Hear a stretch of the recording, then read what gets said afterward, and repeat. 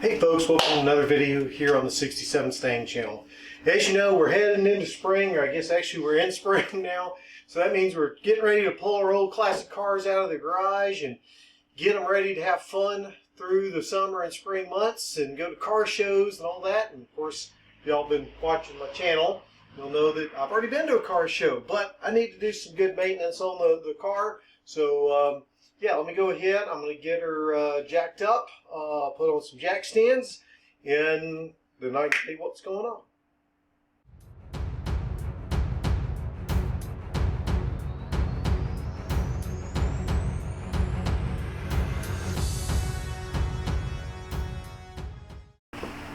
Okay, I actually thought before I jack the car up, I'll tell you what we're going to do because I need to do some things before I get the car in the air. So as you know, these old cars, they require maintenance that you just don't have to do on a modern vehicle. So you've got to do things like lube the chassis. So there's a bunch of grease fittings that have to be done for the suspension, for the drive shaft U-joints, and so on. So I'm going to do that because I realized I've never actually greased the universal joints on the car since I've had it running. I didn't realize until a couple of months ago when I was up under there looking at something else that there were even Zerk fittings on that. So we're going to take care of that. Of course, when I rebuilt the whole front suspension on the car, I greased it up then. I'm going to double check and take care of that. The other thing I want to do is rotate the tires, right? So that's something we do on modern vehicles. So take the fronts and move them to the back and the back to the fronts in an X pattern. So I take the left rear, move it to the right front, left front, move it to the right rear, and so on. So I'm going to go ahead and rotate the tires out. I want to do a couple of other things. One, I also got to get my wipers working again. They quit on me. I think I know the reason. I think there's a wire loose from the switch that I've had happen since I rewired the car. Periodically, I want to pull the plugs out and take a look at the plugs and make sure they're gapped right. Because again, since I put the EFI on here, I haven't really pulled the plugs and looked at them. So I want to see how that's going, check those things out. I did check the oil in the rear differential, but I may want to go ahead and replace that as well. Anyway, just some things like this that I want to get going. So I'm going to go ahead and say, I'm going to go ahead, first step is pull the tires off the car.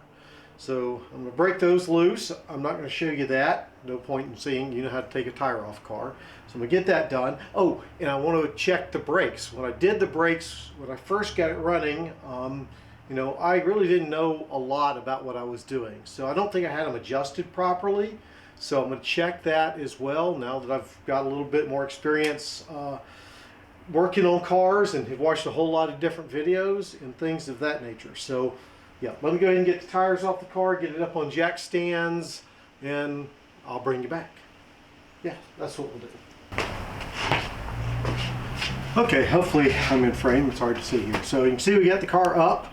Got the wheels off and ready to get started on some things. This is also a really good time to inspect underneath the vehicle, obviously.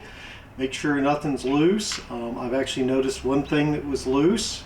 It would explain some noises I've been hearing. But I'll bring you under the car now and let's just kind of take a look at things, see where we got to do some of the greasing and that kind of stuff. So let's go ahead and get down under the car, shall we? Okay, so we're here under the front left side, kind of checking things out. There's the brake drum, you can see. But so where we want to grease, so we have, let's see, I think there's a, oops, let's get, yep, there's a Zerk fitting right there on the upper ball joint we need to get. There are some Zerk fittings, let's see, you turn the light right, on the upper control arm back there that hopefully we can get to. One over there, so you got to get both sides of that.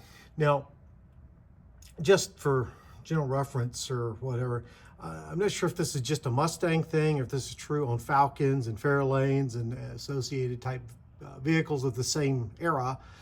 But a lot of times you'll see those shock towers have holes cut into them where those Zerk fittings are, so that people can access them and actually do the greasing. So that's interesting. Okay, so we're gonna go on, continue down. So other places that we might need to grease up here are the lower ball joints. So, whoops. Okay, hopefully that's back. Yep, sorry about that. I'll maybe edit that out. Anyway, so we got the lower ball joint here. We need to grease as well. This on the lower control arm where it goes into the spindle does not have a grease or zerk fitting, so that's encapsulated, so that should not be, at least not that I see. I don't see a grease. Okay, so I should know I put those on, right? Is there back here? Yep. So on the other side of that, there's another grease fitting for here where the tie rod connects it to whatever this piece is called that I don't know. So we've got that. Nothing where is this the idler arm or pitman arm? I forget which one this is, but whatever comes from the steering box, that's the steering box. Down here, there's no fitting there, so I don't have to worry about greasing that. Looking at the castle nuts here are all good, nothing there. Those are sitting fine.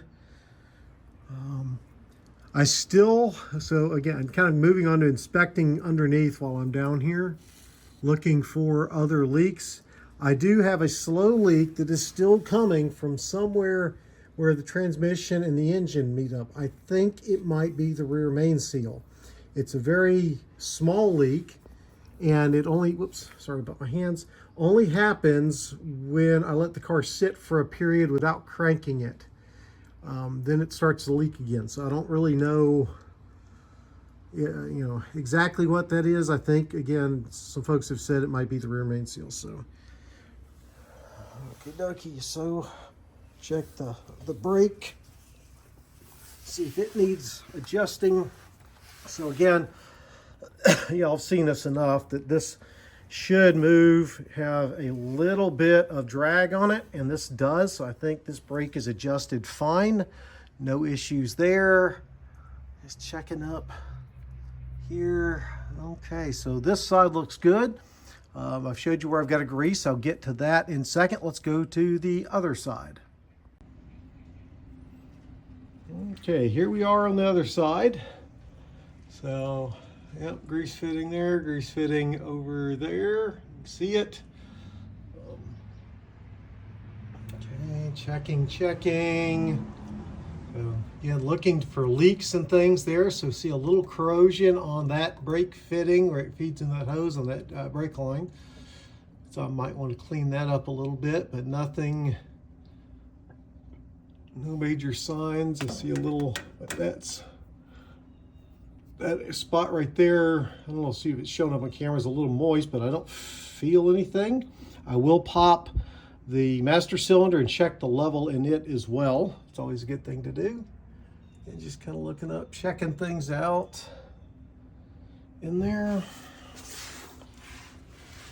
Just keep looking here. And this is where I found an issue. You see that castle nut? See how high it is from the spindle? Yeah, that's interesting. That should not be like that. It wasn't like that on the other side.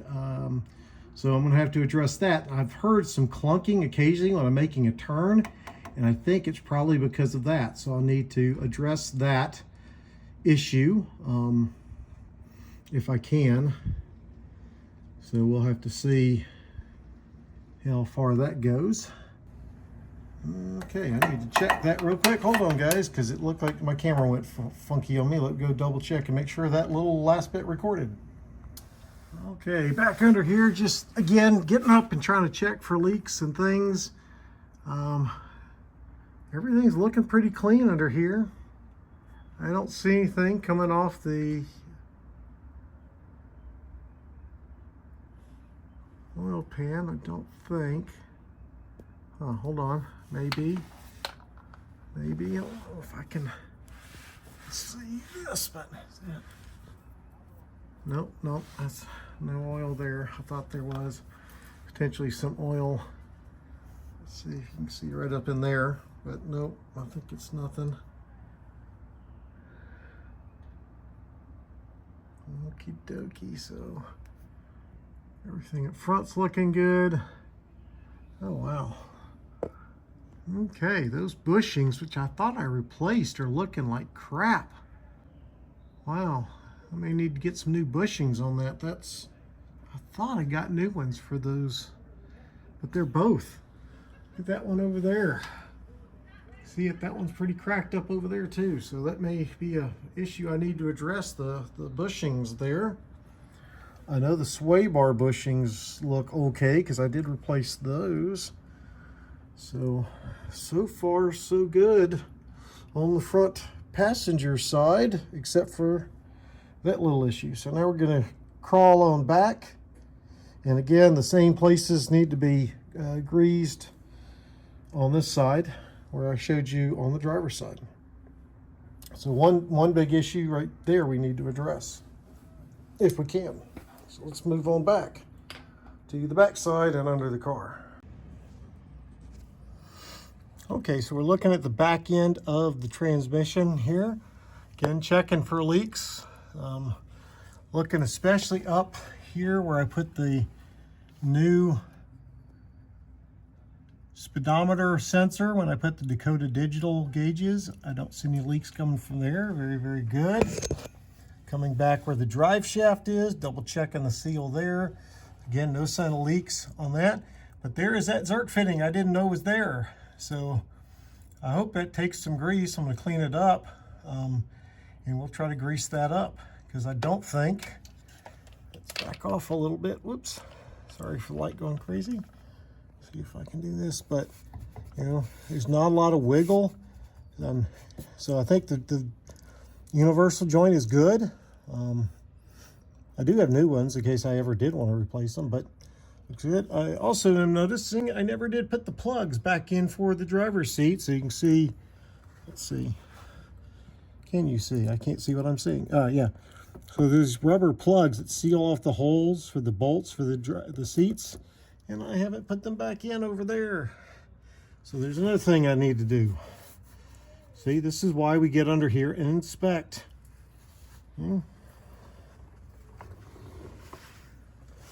Grab the light. Hold on, grab the light and then we'll keep going.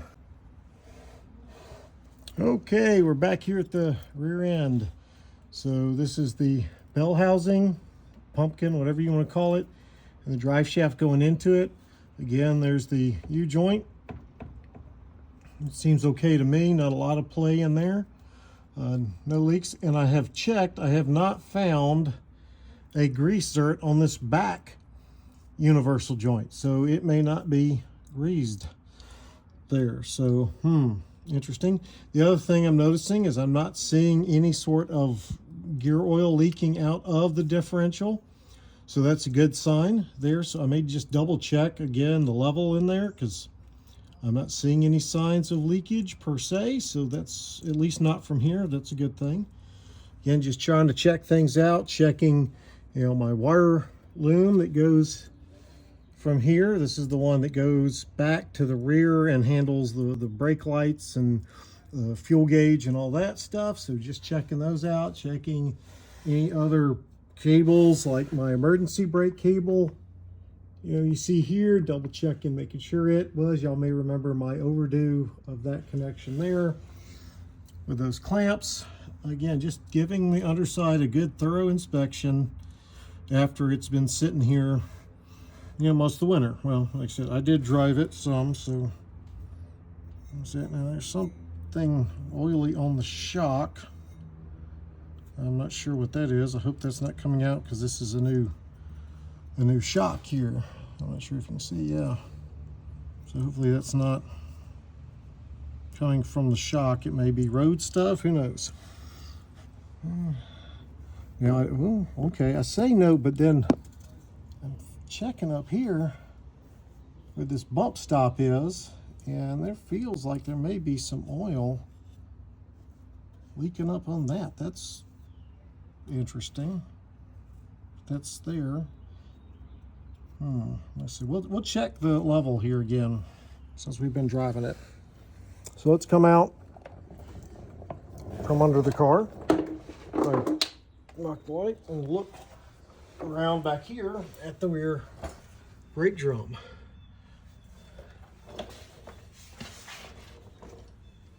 And just checking fittings, seeing if I see any leaks there. Nope. Now remember, this drum, I know it looks rusty as hell, but that was the drum that was on it when I first got this thing running. Now this one spins a lot easier than I think it should, so I might need to pull that drum and adjust those out a little bit to get a little bit more drag on that. I think that's just spinning too easy. Well, let's just see how easy does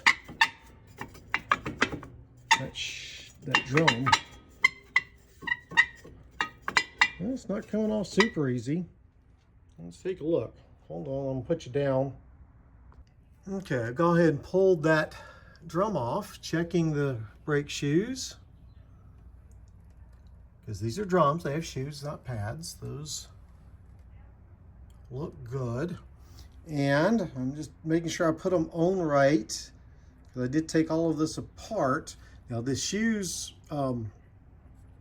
here are all what were on it when I got the car first started over 5 years ago, but they've got plenty of meat on them. They're in good shape, so I didn't replace them. I did take them off because I replaced all the brake hardware that was in here because it was in bad shape. But overall, not too bad. And I have the big one on the back and the short one on the front like they're supposed to, so that's good. Okay. Well, you get the idea. I'm going to keep doing this inspection on here. If there's anything weird I find, I will let you know. Otherwise, I'm going to go ahead and grease. I may show you where some of the, again, how that greasing is going. I haven't decided if I'm going to use my new grease gun, or I should say my newer style grease gun, or I actually have an old one that I got from my grandfather that apparently came with a 56, 58 Imperial Continental or something like that. I don't quote me on that, but it was part of the package he got with the car that included that. So it's over there on that shelf hidden under things, that grease gun. Matter of fact, I'll pull it out and let you see it. Okay, so here's that grease gun I was telling you about. Let's see if there's any markings on it. Well, it says Lincoln right there on it, so Lincoln Continental. I think it was like the European package or something. But anyway, it came with the car, so maybe I'll use it. I don't know. It's kind of a neat piece. So anyway, I don't know if I have any grease in it though, so we'll probably just use that one because I know I've got grease in it. Anyway, I'm gonna get at it and I'll talk to y'all or get back to you in a little bit. Ah, there it is. Okay, let me hit this one up here with some grease. I had to go get a new grease gun because my grease gun was broken. The new one, not the old one. The old one is fine. It's just that it doesn't reach in all these places because of the fact it doesn't have the curve.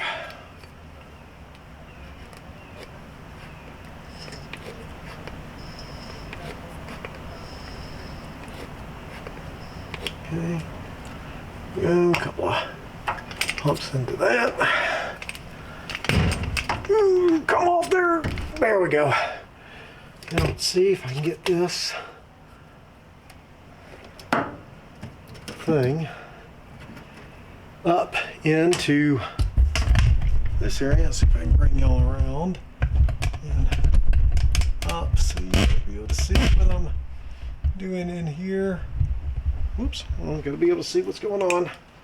This is the fun of trying to shoot YouTube videos when you're by yourself.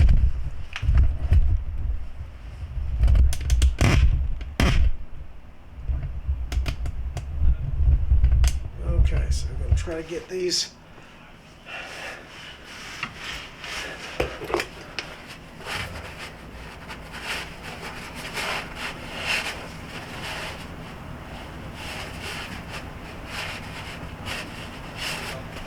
Get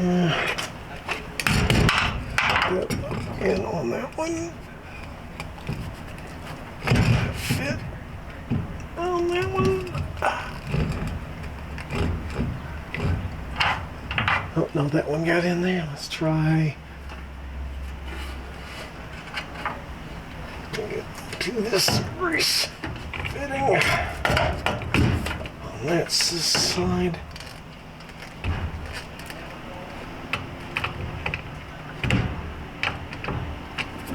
Okay, there.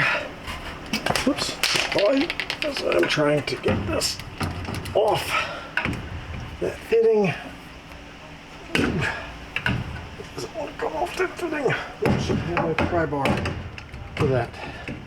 Okay, let me go get a screwdriver or something to pry that off, and I'll get that done. Okay, whew, fun.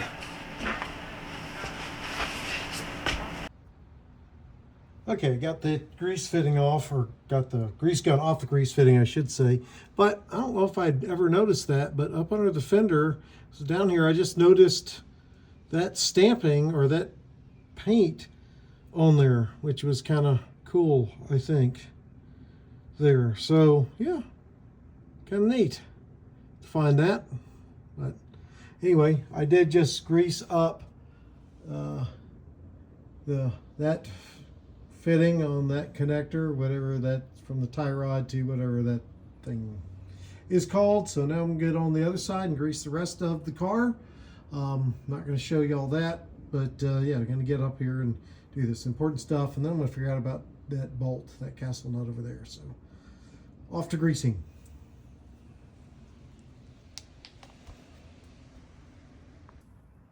Okay, so I'm back looking at things on the rear end now and checking, pulled the drum off the driver's side, got everything back on the passenger side, adjusted the brakes out a little bit there.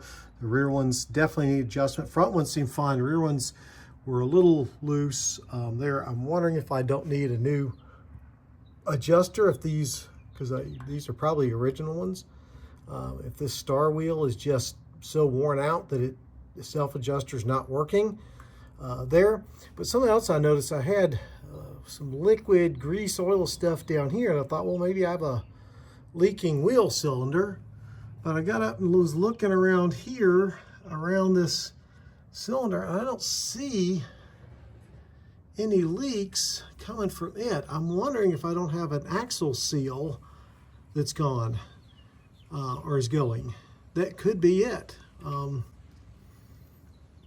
Which I guess I'll check. Again, I haven't gotten around to checking the differential yet, but when I get into there, if it's low, that might be an indication that I do have a leak over here, because it definitely was. I noticed it down on this kind of side and coming around. You can kind of see it there. But this, again, why we do these things, to try to identify stuff that doesn't necessarily show. It's obviously not a big leak, because I've not seen anything dripping out of the car. I wonder if it's on the wheel. Well, that's a good thing to check. Let's go back and look to the wheel here. Let's see. We do have some wet stuff there. Huh. Yeah, it does feel kind of, doesn't feel brake fluid-ish, but more like gear oil kind of consistency. Well, we'll go in and check and see what we find. Things we discover. Okay, so I got in there and checked the differential. It was maybe a little low, but not much. So I'm not sure. I'm just going to keep an eye on things, see if I notice any other issues. I still need to go up and check the master cylinder to see if it was potentially brake fluid, if that's low. You know, I drove it yesterday all the way to have lunch with my dad, you know, the original owner of the car. And brakes did fine, so I don't know. But I did do adjustments on the rears, so hopefully that will improve the stopping power. Not saying it was bad. Brakes did fine, never had a problem stopping, but, you know, it's always hard to tell when you're so used to these modern cars with power brakes and disc brakes, and to go to an old car that is non-power brakes and drum brakes. It just doesn't stop the same. So you know, it's hard to gauge that some. And yeah, this was one of the first cars I ever drove, but that was in the 80s, and been a long time. So anyway, what can I do? Oh, I still need to do that castle nut on that, the spindle. There we go. And the control arm, check that out.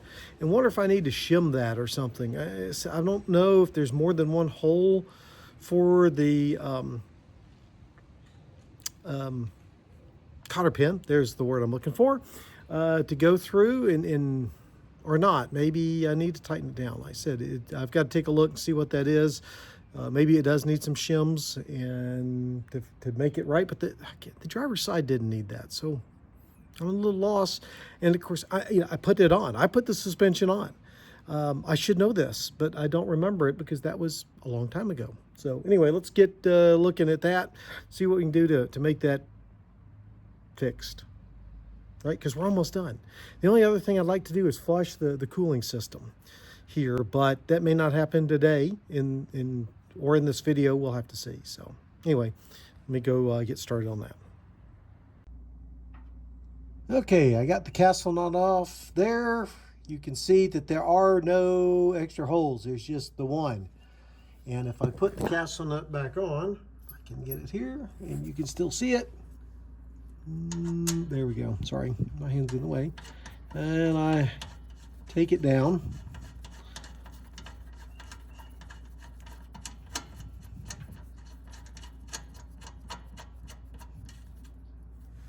It's very tight. It is just slightly below where that cotter pin needs to go. And I had the cotter pin here just a minute ago to show you, but anyway, you can see, well, let me bring you down, it might see better here, that is just not going to engage well with that castle nut. So what I'm planning to do, and I just got some, is put some shims, aka washers, underneath this to bring the castle nut, which is what I'm thinking happened, is it worked its way back up until it engaged that cotter pin that was up there. Let's see. So you can see that now. So that's kind of the plan, is to put a washer or two under there to make that work. Okay, so let me go do that and I'll show you the results. Okay, so I've got my shim, aka washer, in there now, and you can hopefully see that it looks like, maybe if I bring the light from behind, and maybe this side, looks like that cotter pin's going to be good in there with that. So that shim seems to work. That nut is just a little short. Now I'm not going to tighten anything down yet or put the cotter pin in until I get it on the ground with the tires, because you're not supposed to tighten up suspension stuff until everything's kind of got load on it. I could put the jack underneath it, couldn't I, and do that too. Anyway, you get the idea, but I did want to show you that is now in there. Will be tighter, and hopefully that clunk I hear occasionally when I drive and turn, it's only when I turn that I hear that. So, okay. Okay, one last thing I did want to check before I put the wheels and all that back on is the brake fluid level in the master cylinder, and you can see there it's still full. So as we were talking about that back left wheel over here, that had to be, I guess, gear oil out of the back, because yeah, the brakes aren't down at all. So I don't know what that is.